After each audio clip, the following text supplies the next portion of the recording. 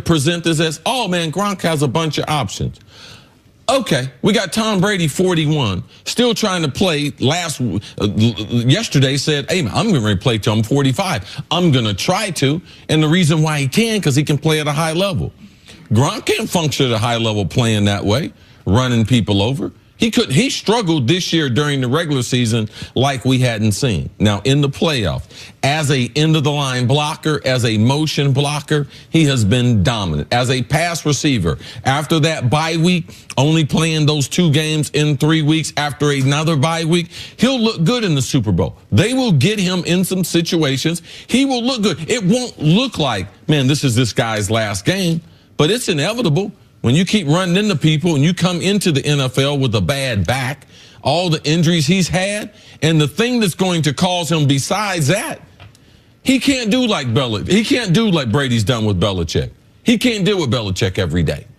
And he's not going to say it, but that's one of the reasons why he's going to be walking away from the game, is because that intensity every single day, Rob Gronkowski, he can't do that for 10 years. And he can't guarantee that Belichick won't trade him like Brady is now guaranteed. He almost traded him this offseason. Once you start, I would imagine this was true for you. Once you started really considering retirement, not just the moment after a season ended being angry and upset, but into the offseason wondering if I'm coming back, the clock starts ticking on your expiration date as a player. And it really starts to tick because you start entertaining different conversations. Sure. All the things that I had done as far as broadcasting, then I started having meetings with the executives that were on a different level. So even my mindset when I went back into my environment of training for the season, I had other things in my mind that polluted it, that it's impossible to be at your best when you got 1 foot in one career and another foot potentially in another career. And when we talk about one of the most intoxicating things for an athlete is the roar of the crowd, with so much, I think, informed speculation surrounding Gronk and going into professional wrestling, man, they got crowds there too.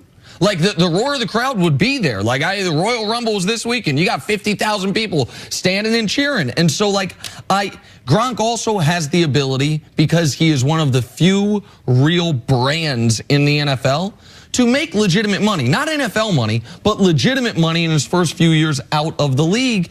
And I just don't know how much fun the season is for him at this point, when his body hurts the way it does. And when you're not the superstar player you once were. I imagine that's a little, when you used to be 15 touchdowns and now you're 5 touchdowns, I imagine that's a little tough. And so he almost retired last offseason. I'm not saying Gronk's, this is definitely his last game, but I think it's 60-40 odds in favor that this will be his last football game, especially if they win. What do the Patriots need most from Rob Gronkowski this Sunday? Is it going to be his blocking? Man, they've been special. Their offensive line, they got 90 dropbacks. They got 3 pressures, no sacks. I mean, to say that's not important, but I just think, just like Kansas City, Nick and I talked about the game last week leading up to the game, and he will be needed there. But in the end of the game, he is so valuable because there's no matchup. They don't have a linebacker that can guard him. They don't have one of their safeties that can guard him. So he's so valuable. That's the reason why he's an all-pro. The reason why Kelsey just passed him as the best tight end is because he's so good at both. He can do both at such a high level. If I had to take away one in this game, I would just say his receiving ability, because they're going to throw the ball to the running back and to Edelman. His ability to be able to stabilize that offensive line and block in the run game, I believe, is the #1 priority. They don't have anyone else that can do his job in the blocking game. No. But they do have people that can do his job in the receiving game. But here is to C's point late in the game. Through the first 7 quarters of this postseason, and through basically the entirety of those 7 quarters, the Pats were up by 2 scores. Once you're midway through the first quarter against the Chargers, through the end of the game, and then the first 3 quarters against the Chiefs, Gronk had 4 catches for 53 yards total in those first 7 quarters.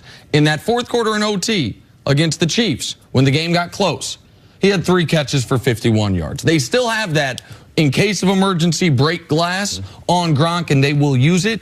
I would imagine they will use him both ways in this Super Bowl, and he'll want to be. Particularly if he's thinking, even if he's saying it's the last thing on my mind, he knows this could be his last football game. He's going to want to go out making an impact. All right, let's move on now to Anthony Davis. Boston has been long rumored to be a potential landing spot for AD, but according to reports, the Celtics are not a top priority for the Brow. In addition, there's a growing belief that Kyrie Irving will not sign a long-term deal with the Celtics. Not a great day to be Danny Ainge. Nick, what do you make of the Celtics situation?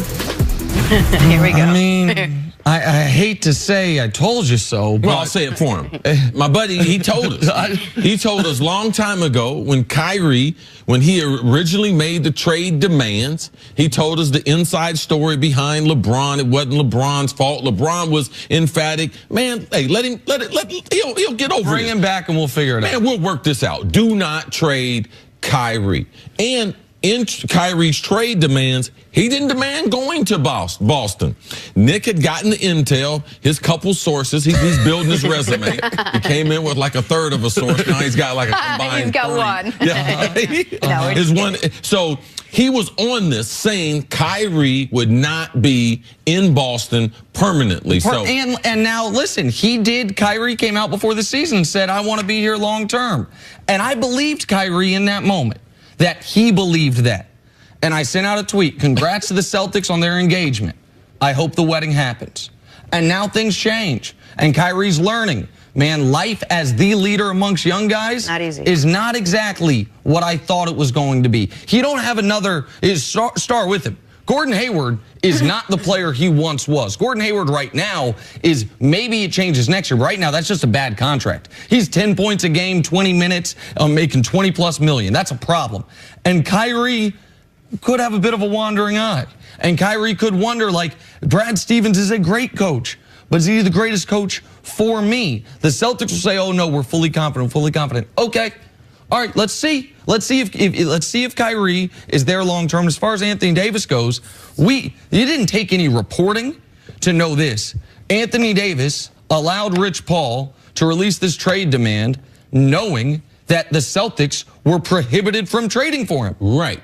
If he wanted to go to Boston, he would have waited to make this trade demand to the offseason when Boston could get in the game. So both of these things, to me, this one is obvious that Anthony Davis is telling the world, no, I don't want to go to Boston. If I wanted to go to Boston, he'd wait till this summer. Boston would include Tatum, and they'd get him. Or he could have done it even sooner than that. He could have done it after the trade deadline, told the Pelicans, I'm not going to sign an extension. Absolutely. But there's a problem because the contract, the language with the Rose rule, where you can't have Anthony Davis and Kyrie Irving on the team at the same time with these two existing contracts. Right, until July 1st, until Kyrie gets a new deal. And they can make a deal even after the regular season and just announce it on July the 1st. But they have problems. And you mentioned some of the things, the timing for which they announced it.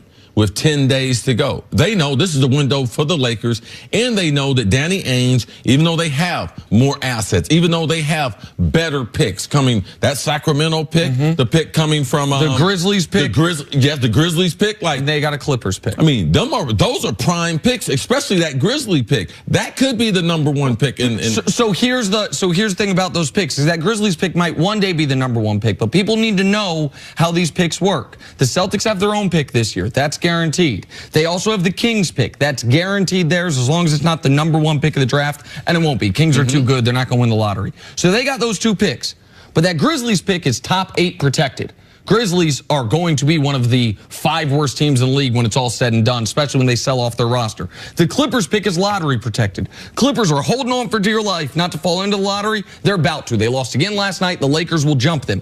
So the Celtics are going to have 4 picks. No, they're going to have 2 picks. That's first of all. Second of all, Danny Ainge has made it clear to people within that organization, from what I have been told, that if Anthony Davis is not committed to signing an extension, Jason Tatum is not on the board. Okay, so if Jason Tatum's not on the board, what are these assets? It's Jaylen Brown It's Terry Rozier, it's Marcus Smart, and it's these picks. So, man, they looked a lot better on paper. Like the last year and a half, we've been talking about all these picks and what they would be. And now when you start to boil them down, the ones that are protected and the ones aren't protected, not as sexy. And that Grizzlies pick, I just want people to understand, it's top 8 protected this year, then top 6, then unprotected. That is a hell of an asset, a potentially unprotected Grizzlies pick in 2021. New Orleans can't wait for that. New Orleans got a lease coming up at the Smoothie King Center in 2022. That team could leave. They cannot sell their fans on. Don't worry, we've got Jaylen Brown and a kid who's 15 right now coming. They need players today. Now the Celtics can make the best offer if they include Jason Tatum. He's the best blue chipper available. But Danny Ainge isn't going to. Not unless Anthony Davis says I want to sign an extension there. And if Anthony Davis wanted to sign an extension there, he wouldn't have demanded the trade now. Hold on. Let's just take a step back and simplify for a second. If you look at this almost like a chess match, it looks like if you move around all the moving pieces before and after the trade deadline and whatnot, it could be LeBron James, Anthony Davis, and it looks like Kyrie Irving in a Los Angeles Lakers uniform by the start of next season. That absolutely, to me, that is far more likely than Kyrie and Anthony Davis in Celtics jerseys at the start of next season. Yes. And that's been the Celtics white whale the whole time. One of their people said it was the Moby Dick to me yesterday for them. Anthony Davis for all these years. To pair him with his buddy Kyrie Irving, I don't think that's going to happen. And I think I would be shocked if Anthony Davis is a Celtic, and it's looking more and more like Kyrie Irving might not be a Celtic. And Anthony Davis has been very strategic, even as far as releasing this information. He talked to his teammates first before they were releasing the information to the team. That was the right way to do things. And he hadn't released the information. Rich Paul hadn't released the information yet. But Anthony Davis does not want to sign an extension with Boston. That's why they did the timing of the 10 days. He's just not going to say it. Now, he's done all the right things. He doesn't want that out there, but eventually it will be obvious. I'm going to add something to that. I think it's more specific than that. I've been told it's a little more specific than that. Anthony Davis, they don't want to say it because they think it's going to muddy the waters. It might really anger New Orleans and it could hurt their leverage. But Anthony Davis is the next domino for him, if he wants to play it, is having Rich Paul send out a press release that says Anthony Davis will only sign an extension with the Los Angeles Lakers, and let everyone know the Knicks, the Raptors, the Nuggets might want to get involved. The Celtics, obviously, it would be a rental. They don't want to do that because that would cool the market for the Pelicans. And as we've seen, the last 4 guys to say, I want to be traded and trade me to a specific place, Kawhi, Kyrie, Butler, Paul George, they all got traded. None of them to that specific place. So they don't want to play that card yet. But that card could be coming. If there were only a couple of storylines in the NBA, oh my goodness, so much more fun. Coming up, more on Anthony Davis.